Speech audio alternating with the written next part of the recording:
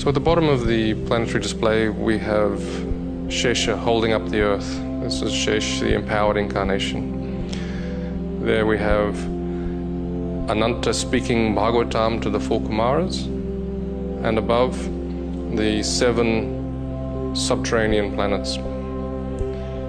Here we can see Jambudvip, the central island of Bhumandala, and Bharatvarsha is situated on the southern side of that.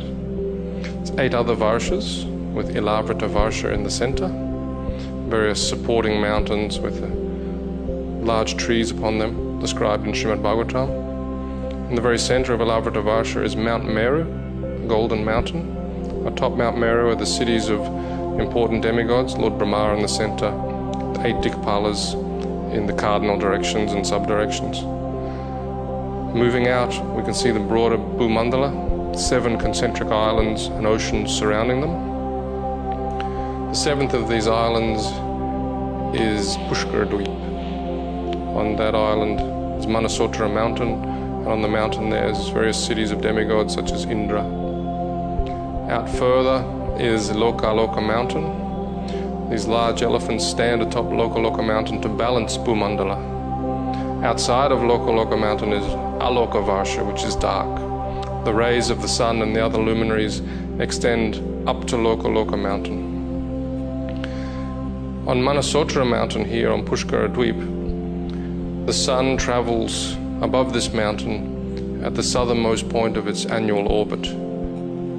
Above Bhumandala is Bhuvarloka, which is the residence of the Charanas, Siddhas, Yakshas, Gandharvas, and above there is Swargaloka, beginning from the sun and extending up to the pole star Dhruvaloka.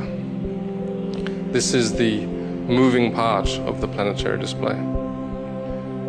Here we can see the sun and the moon moving in their chariots. The chariots are being drawn by horses moving in the anti-clockwise direction, but they're traveling with the wheel of time, moving in the clockwise direction faster, so it looks as if they're moving backwards. Above them the zodiac of stars, more planets, and another realm of stars. So here we can see everything moving with the Kala Chakra, circumambulating the axis that connects Mount Meru with Dhruvaloka. Above these planets we come to the planet of the 7 sages, the Saptarshi. You can see them here. They're commonly known as the Big Dipper, and then Dhruvaloka, the pole star. On the ocean of milk situated there, Kshirodakshaya Vishnu, who is the Paramatma within everyone's heart, he resides on Anantashesh.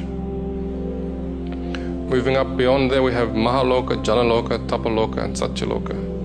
In this video we haven't included many of the details for there, but on Mahaloka, Janaloka, Tapaloka, we have residences of the Lord, such as Lord Varaha, Lord Vamana, and so on. Here's Brahmaloka, and on Brahmaloka we also have a form of the Lord Garbhodakshaya Vishnu as the Sahasrashirsha Purush. Beyond there is the 7 coverings of the universe, earth, water, fire, etc. And outside of the universes is the abode of Lord Shiva, Shivaloka. There he resides eternally.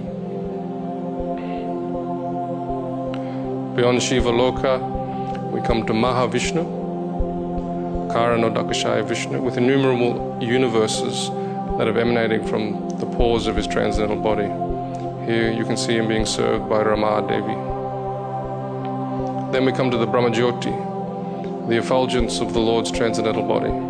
Penetrating through the Brahmajyoti, we come to the Vaikuntha planets. We're showing 24 planets of the Vaikuntha realm in this model. The Lord with 4 arms is holding the conch, disc, club and lotus, and the various combinations of those 4 make 24. Then we come to Goloka Vrindavan. Here we can see Radha Madhava, but we'll also be showing the other primary rasas. Krishna with the cowherd boys, Krishna being served, Krishna with Mother Yashoda. Many millennia ago, an advanced civilization revealed the mystery of the origin and nature of the cosmos. The term Vedic refers to the civilization of ancient India. Angkor Wat, the world's largest temple complex, with walls nearly 1/2 mile on each side, was built between 1112 and 1150 AD in Cambodia. Astronomy and Vedic cosmology are inseparably entwined at Angkor Wat. The central towers represent Mount Meru, the cosmic axial mountain. The 5 internested rectangular outer walls and moats indicate chains of mountains enclosing the world and the cosmic oceans beyond. Science Journal noted that Angkor Wat had encoded precise calendrical, historical, and cosmological themes into the architectural plan for the temple. As many as 18 astronomical alignments have been identified within its walls. Rarely in history has any culture given rise to a structure that so elaborately and expansively incorporates its concept of the cosmos. Similar integration of cosmology and architecture is seen in the massive Indonesian temple at Borobudur. The temple was laid out using the ancient method of Vastu Purusha Mandala. This square diagram harmonizes architecture with the annual movements of the celestial realm. The temple was constructed sometime around 775 AD.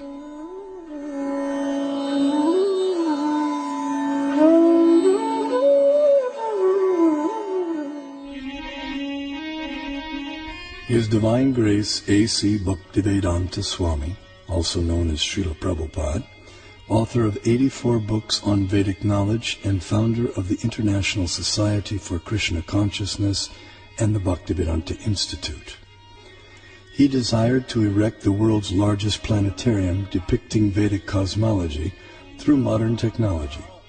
He hoped that this gigantic virtual 3D animated model would give the contemporary world access to the Vedic cosmos.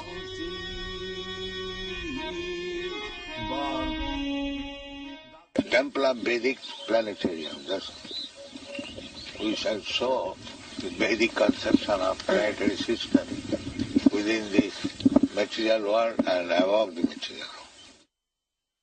Vishvanandana Swami, a prominent scholar of Vedic cosmology in the line of Shripad Madhvacharya, feels that the planetarium will expand the horizons of modern cosmological knowledge.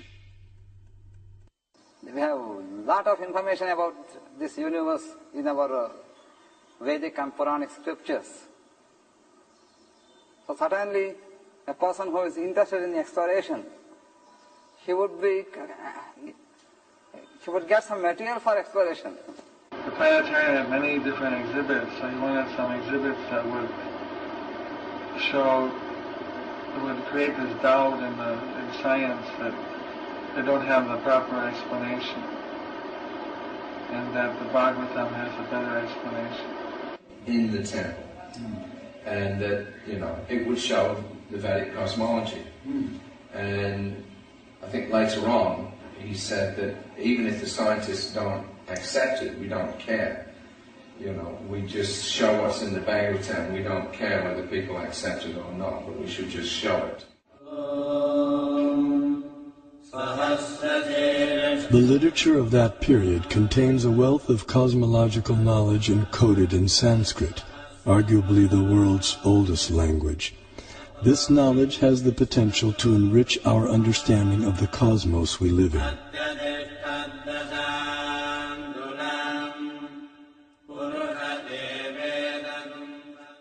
A fundamental principle of Vedic cosmology is the existence of a dual reality, material and non-material. Here we see the non-material sky filled with innumerable planets of permanent stature. Among these, the topmost planet, Goloka, is shaped like a lotus flower, and it is here that the super-intelligent designer of the cosmos, Sri Krishna, resides with his associates. Although knowledge of the non-material realm remains beyond ordinary perception, the Vedic knowledge of the material cosmos has been recognized as extraordinary by many eminent Western thinkers. As in Hindu mythology, It is a continual dance of creation and destruction involving the whole cosmos, the basis of all existence and of all natural phenomena. Long before it became a scientific aspiration to estimate the age of the earth, many elaborate systems of the world chronology had been devised by the sages of antiquity. The most remarkable of these occult timescales is that of the ancient Hindus. Thus the Vedic literatures answer the question whether the cosmos always existed or it had a beginning. The temporal arena of repeated universal creations and destructions exists in a corner of the non-material sky.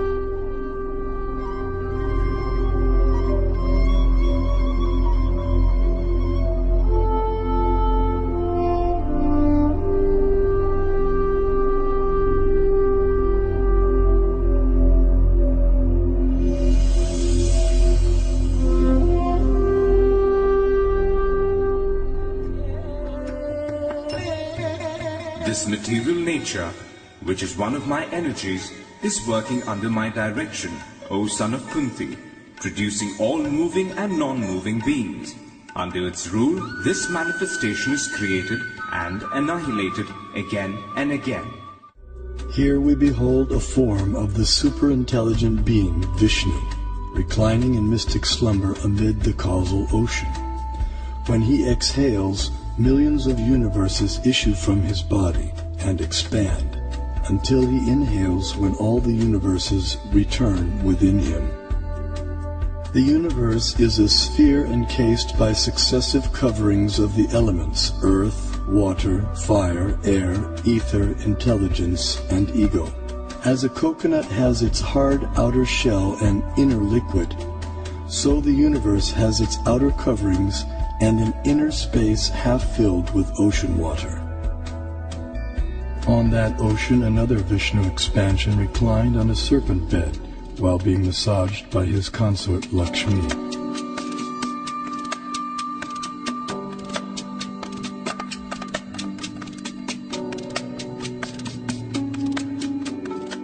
From his navel arose a lotus on which Brahma was born. Initially, the universe was pitch dark and Brahma engaged in meditation. Then he was empowered to create the universe. This account of creation may appear fantastic to some, but modern scientific theories also require fantastic leaps of faith to explain the origin of the universe. This is evident from the words of eminent physicist Stephen Hawking. Either we have failed to see 99% of the universe, or we are wrong about how the universe began. Vedic cosmology explains that the universe is made up of 14 vertically arranged planetary systems, or lokas. Each system resembles a galaxy and comprises stars, planets, and other celestial bodies. The topmost planetary system is Satyaloka, the abode of Brahma, which is at a height of 1.87 billion miles above Earth. Below the Satyaloka planetary system is the Tapaloka planetary system, the abode of the ascetics, which is at a height of nearly 1 billion miles above the Earth. Here the ascetics live in a solitary, serene environment conducive for yoga and meditation on transcendence. Their disciplined life of joyous austerity prepares them for returning back to the non-material world.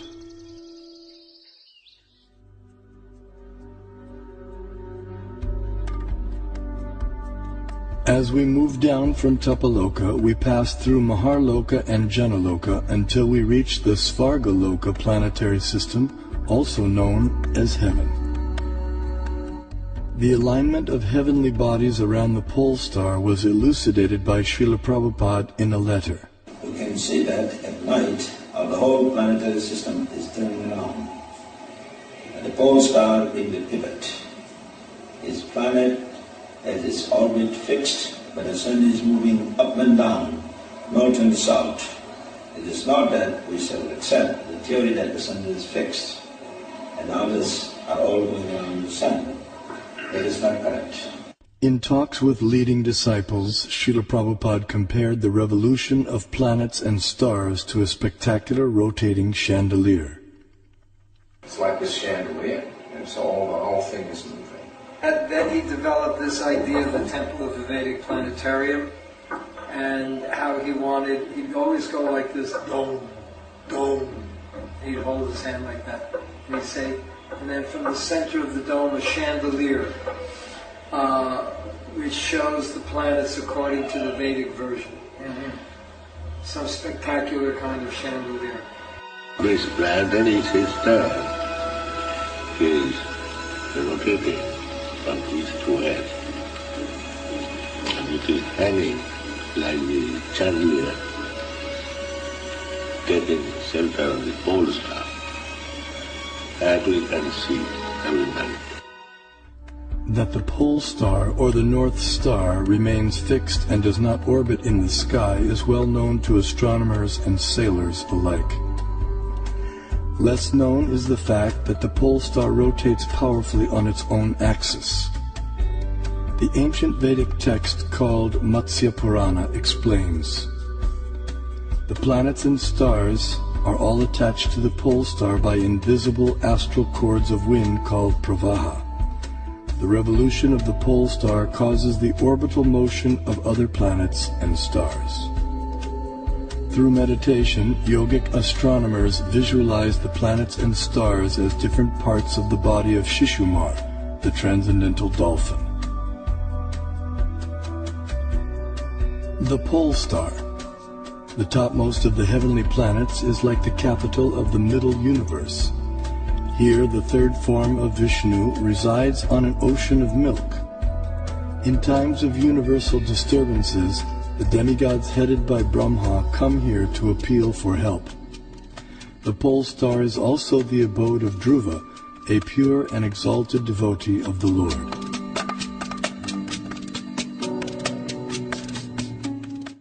Now let's look at the workings of our solar system. The mainstream scientific notion has been to portray the solar system as heliocentric or sun-centered. In the Vedic geocentric model, the sun, planets, and constellations revolve around the Earth in an approximately 24-hour period. What may surprise many is that a geocentric or Earth-centered model is also capable of explaining the cosmic phenomenon with equal if not better accuracy, as is confirmed by many eminent scientists. Either CS could be used with equal justification. The two sentences, the sun is at rest and the earth moves, or the sun moves and the earth is at rest, would simply mean two different conventions concerning two different CS. We know that the difference between a heliocentric theory and a geocentric theory is one of relative motion only, and that such a difference has no physical significance. Obviously, it matters little if we think of the earth as turning about on its axis, or if we view it at rest while the fixed stars revolve around it. Geometrically, these are exactly the same case of a relative rotation of the earth and the fixed stars with respect to one another. Although the heliocentric model has been widely propagated, it has never been proven. There is no planetary observation by which we on Earth can prove that the Earth is moving in an orbit around the Sun. The Vedas give amazing information about the Sun. Do you know what energy runs the Sun? Is it nuclear fusion? Is it volcanic energy? The Vedas say it is water. Yes, water. The Sun evaporates water from all over the creation and uses it as fuel, just as lightning uses moisture.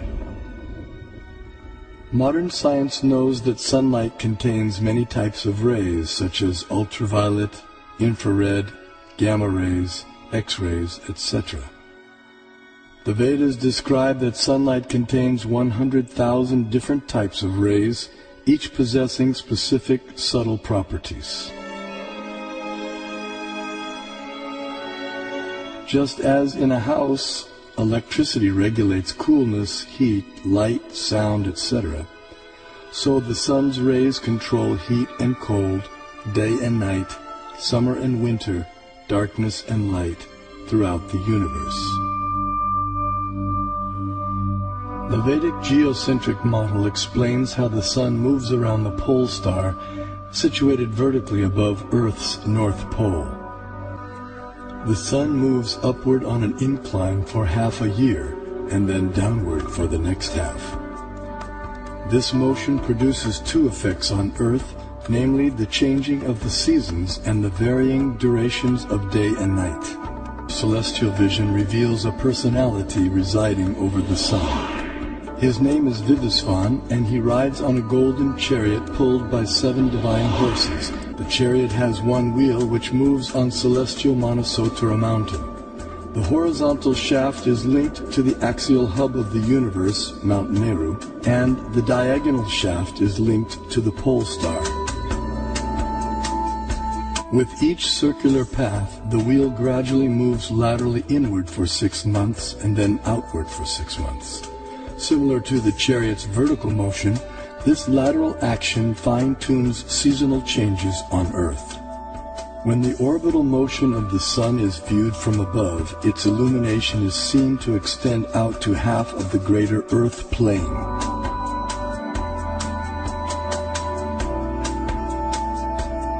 During its orbit, the sun passes over the 4 cities situated in the 4 cardinal directions. The city over which the sun is passing experiences noon, and the city in the opposite direction experiences midnight. The 2 other cities experience sunrise and sunset. The zodiac is a conceptual celestial plate encompassing the entire sky. Like the face of a clock, the zodiac is divided into 12 divisions of 30 degrees each, called signs of the zodiac, or rashis. Each named according to the constellation of stars residing within them. These signs serve as a set of reference markers for measuring the movements of the moon, sun, and the planets. The zodiac completes one clockwise revolution of 360 degrees in every 24-hour period. The moon travels through the zodiac, but due to its slower angular velocity, it completes only about 347 degrees in 24 hours, falling behind by about 13 degrees. The day after the new moon day, we see one moon phase. The next day, the moon again completes 347 degrees, and we see the moon in its second phase.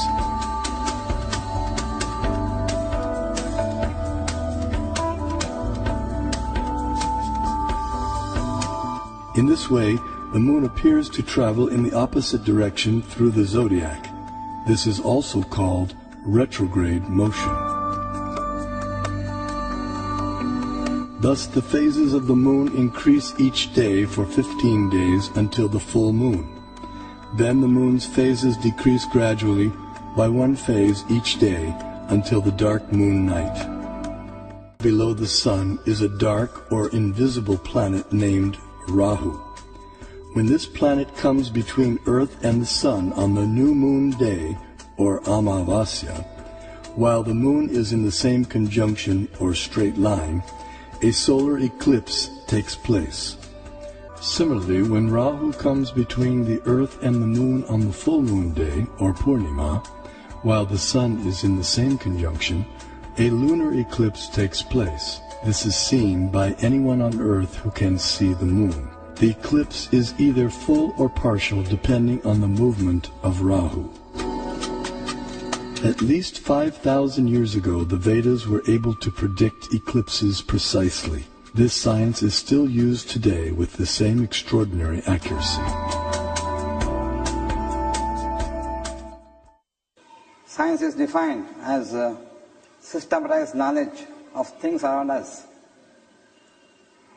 So if we prove that Vedic cosmology is systematized knowledge, that would prove, in other words, scientific nature of Vedic cosmology. Modern cosmic science is only a few centuries old, whereas our Vedic cosmology is several thousands of years old. So the modern science certainly cannot be a base for ancient Vedic cosmology. Vedic cosmology presented from the Vaishnava point of view and as based on the Vedas, we will find appreciation by real scientists because it has its own scientific basis. Science has always changed. Over the centuries, one theory after the other has come and replaced the former theory. And what is prevalent, everyone has accepted. But Vedanta doesn't change. Do you say that these modern scientists have found out everything in this universe? They have not explored all the possibilities in the field of cosmology. Only they have explored to some extent. They have seen through this Nalika Yantra or the telescopes and microscopes, etc., which are having their own limitations. And people getting the information through limited devices, can they say they know everything? I don't agree with this particular point at all. Kepler put Sun at a distance of 30 million miles from Earth, but the modern scientists placed the same Earth at a distance of 93 million miles. In 1930, Pluto came into existence. 2006, it vanished. Vedic cosmology gives descriptions of the entire cosmos, including its subtle features. Perception and access to these subtle features, however, requires karmic qualification. Consequently, much of the cosmos described earlier, as well as parts of the cosmography about to be described, are imperceptible and inaccessible to us earthly inhabitants.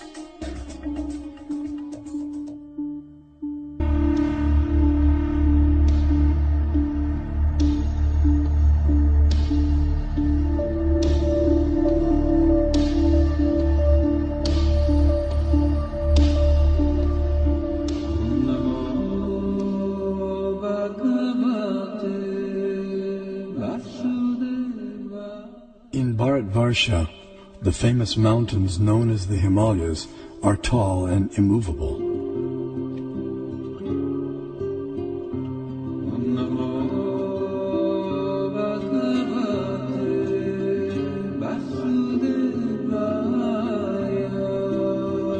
Here we find an abode of Lord Shiva, the greatest of the demigods.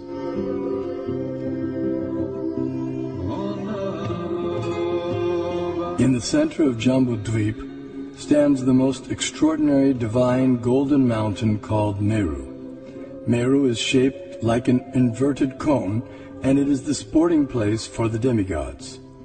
Around Meru are many supporting mountains called Kesara. On top of Mount Meru is a resort of Brahma called Manavati.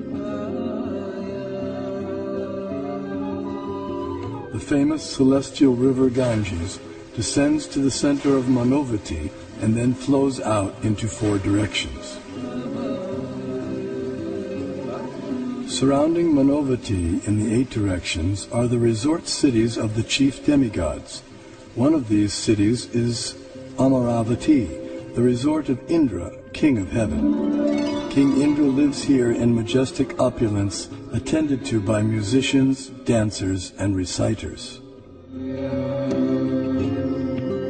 This is what you call as Brahmasarana, the place of the palace. Knowledge of Meru and the cosmography of the greater earth has been preserved and taught carefully by learned scholars in the preceptorial line known as the Madhva Sampradaya.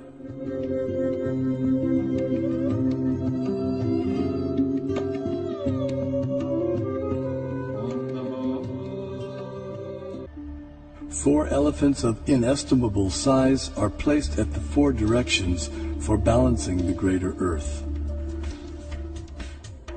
Below the earthly planetary system are 7 subterranean realms named Atala, Vitala, Sutala, Talatala, Mahatala, Rasatala, and Patala, which do not receive sunlight and which are inhabited primarily by demoniac living entities. To reach the first one must go 80,000 miles downward through underground tunnels. At successive depths of 80,000 miles are the remaining 6 netherworlds, all of which are fully developed underground civilizations. In the 4th level downward, Talatala Loka, lives the magical architect Mayadanava, who has designed many brilliantly decorated cities where proud materialists reside. Below the netherworlds are the 28 hellish planetary systems. The demigod of justice, Yamaraj, judges the unrighteous human beings after their deaths and sends them to one of these planets. There, errant souls are administered appropriate punitive measures corresponding to their misdeeds.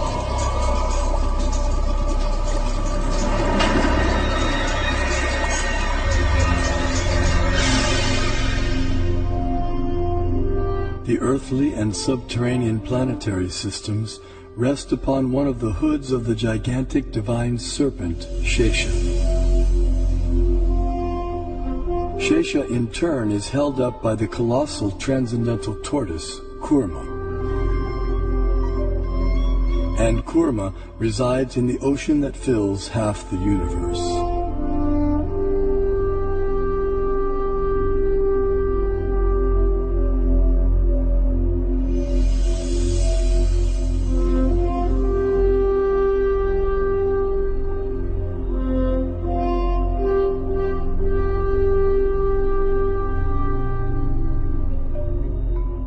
Vedic cosmological knowledge is revealed in 2 primary texts, namely the Puranas and the Jyotisha. Among the Jyotisha texts, the Surya Siddhanta is prominent and gives precise mathematical formulae for calculating planetary motions. The Surya Siddhanta contains extraordinary astronomical calculations which predate modern science itself. However, many contemporary scholars have been unable to understand Puranic cosmology.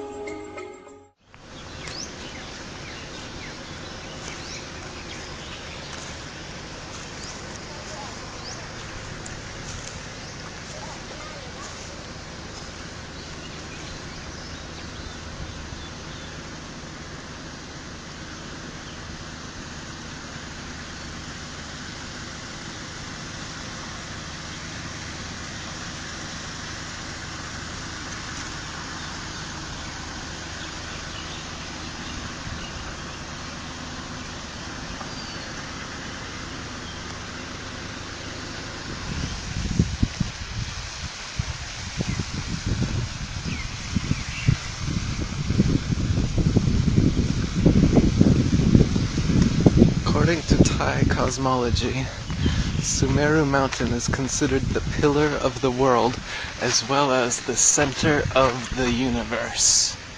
The mountain, supported by Ananda fish, stays above the surface of the water. It is the residence of spirits ranging from deities in heaven to devils in hell. It's just like the Norse. Look at the Yggdrasil tree that goes up into heaven and down into hell. This is the same.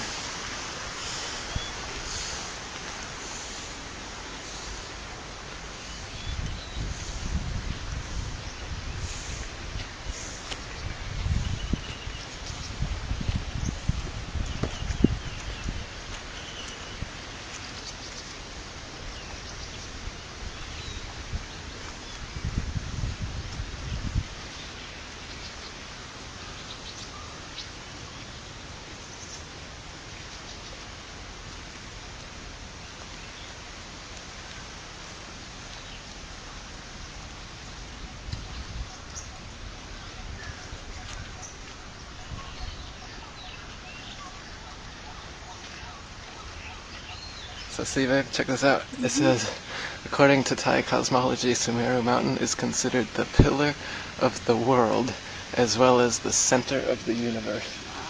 See, that's it. It's the North Pole. It's the magnetic mountain. In the middle, it's the center of the universe. So this is a geocentric cosmology that the Thais believed for thousands of years. So let's go across the bridge and see this mountain in the center of the universe.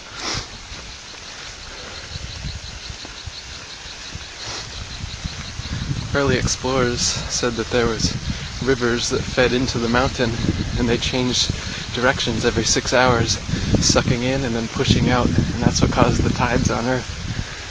And so this big fish here could be representative of these rivers. They're like a whirlpool.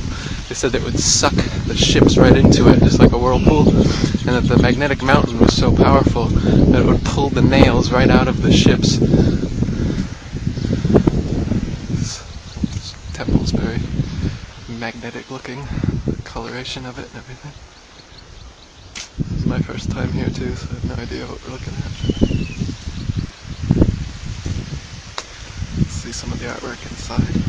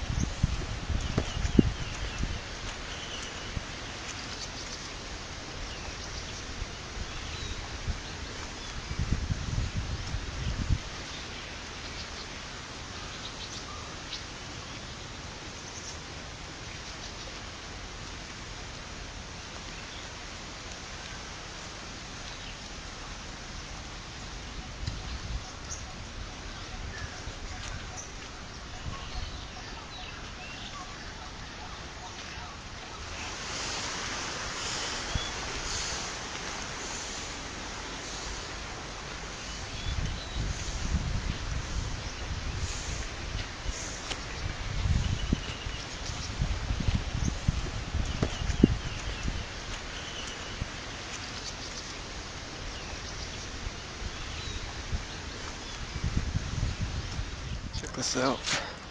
So they've got flat Earth disk, Sumeru in the middle. It's a lot like the UN thing. Got Jambudweep down there. It's just like the Hindu cosmology. It talks about it down here. So you've got Sumeru there. Some other mountains, 7, 4 continents on either side. It's right in the middle. Below is Hell, the demon world. Above it, you've got 6 heavens, all the way up to Nirvana. It's a lot like the Atlantean myth. It's comparing the actual physical world to the spiritual one with the 7 chakras. So you can be taken up high to heaven, or you can fall down the 7 chakras down there.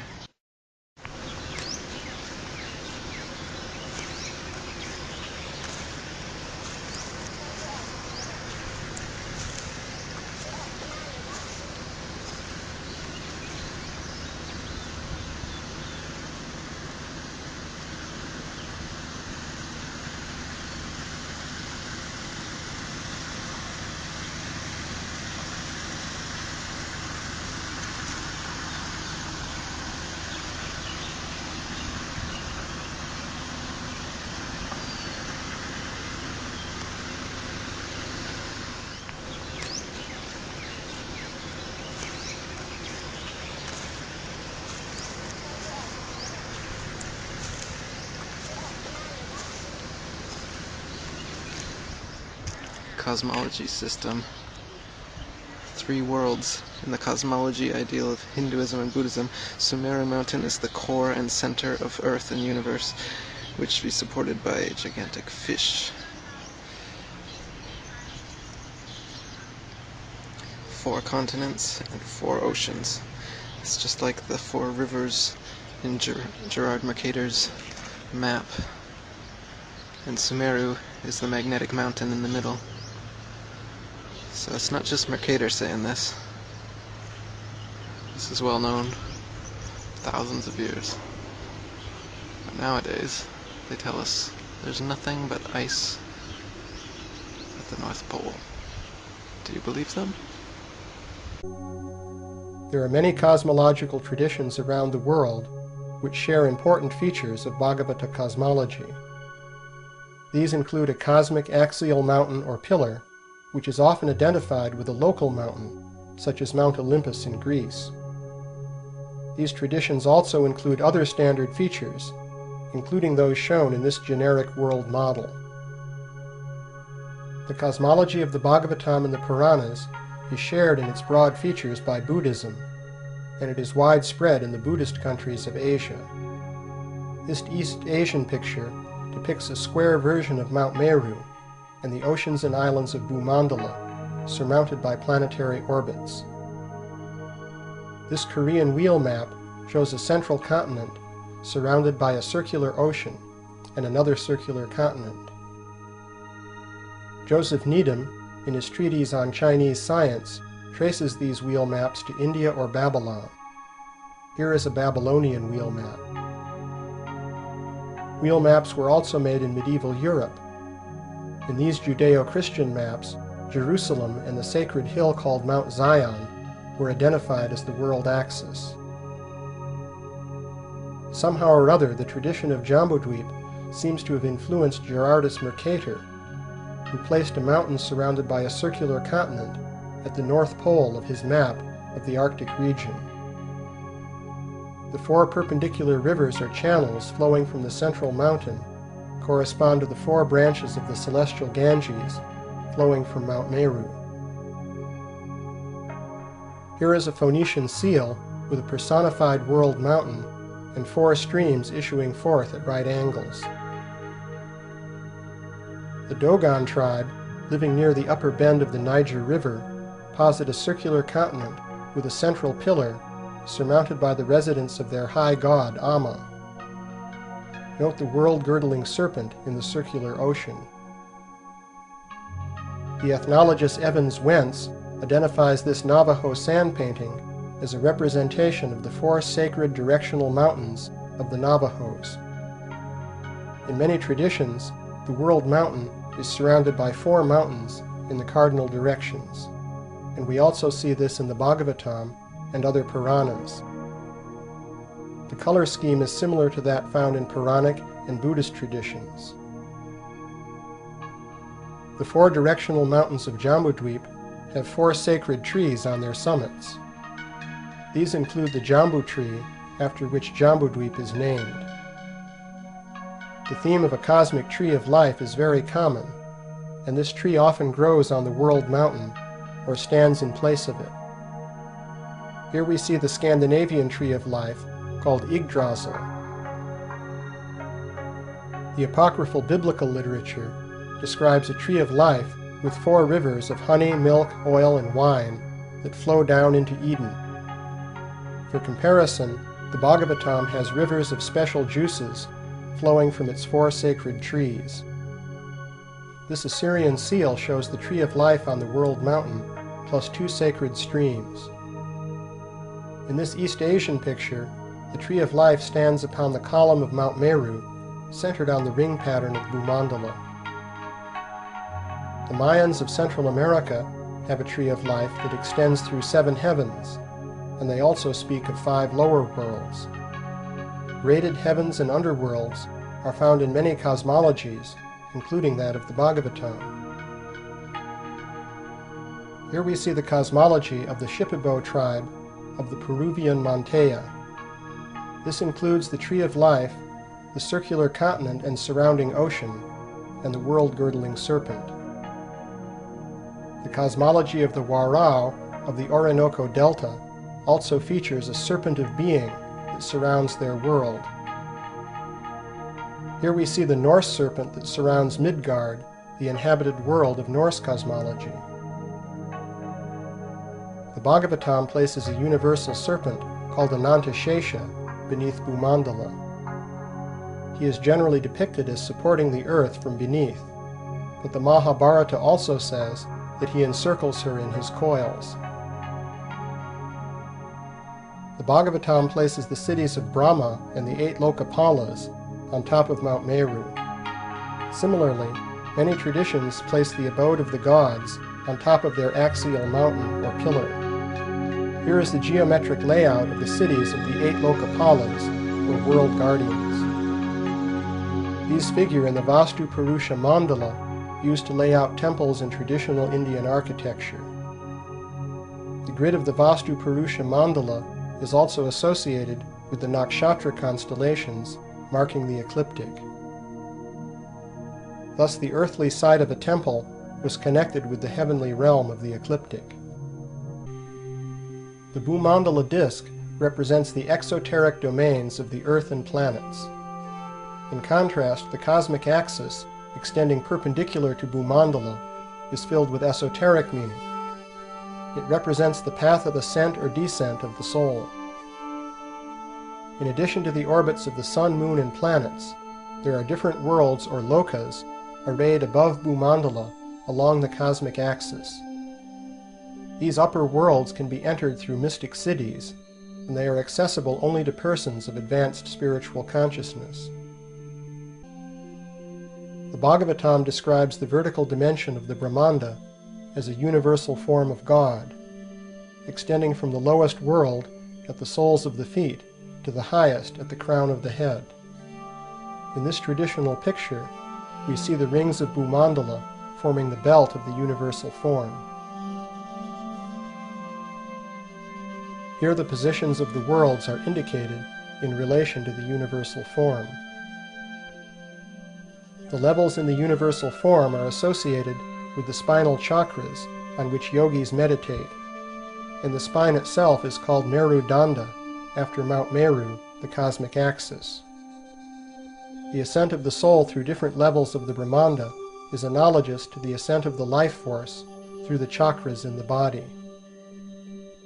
In general, the vertical dimension of the universe represents the path of ascent or descent of the soul through different worlds and different states of consciousness. It lies perpendicular to the plane of Bhumandala, which is the world of the planetary orbits.